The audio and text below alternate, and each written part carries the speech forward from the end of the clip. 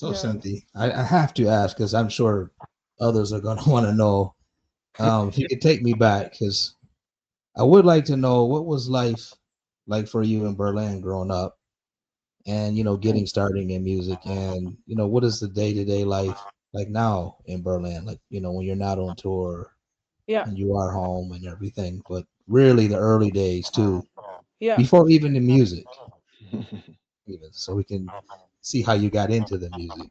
Yeah.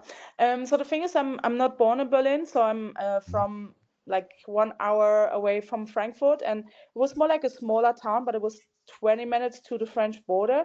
And I mean, I was a young girl. I was into like sports. I was, horse riding and just typical things like that. And Mhm. but I was always very interested in music. So my parents, they bought records, but mostly charts music. And I think back in the days we only had vinyl, so no MP3 or no CDs. I think the other thing we had were tape cassettes.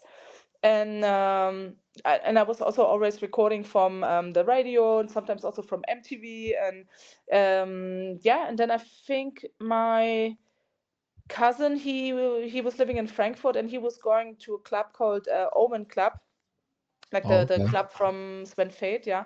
I And know the he Omen. yeah, and he brought me a tape, and he was like, oh, it's this guy called Sven, super cool DJ, from Frankfurt. And I was like, ah, okay, what is he playing? That techno. And I was like, what the fuck is techno? And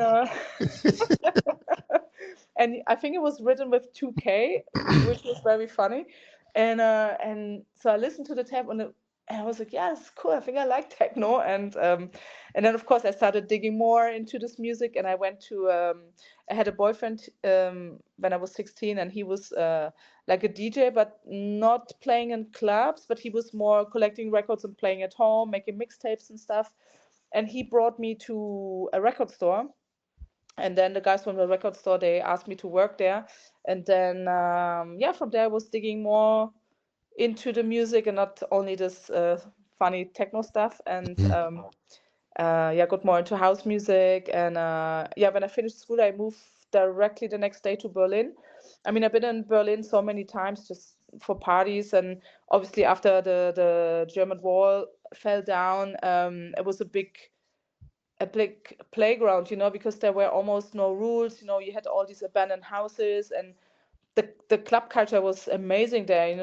And also, I mean, people are always saying like, yeah, techno is so political, but I have to say it really depends on which country you grew up, because for us Germans, the wall fell down, and also the Cold War was over, and we had enough of politics, and especially in Germany we had this really good vibe. And it was such a beautiful time, because suddenly we had the feelings like, okay, everything is gonna be all right. There's no hate, no war, no nothing. And we were just a really big family. And then also, of course, we had those love parades, and with 1.5 million people. And yeah, you had really this feeling, okay, and we can change the world.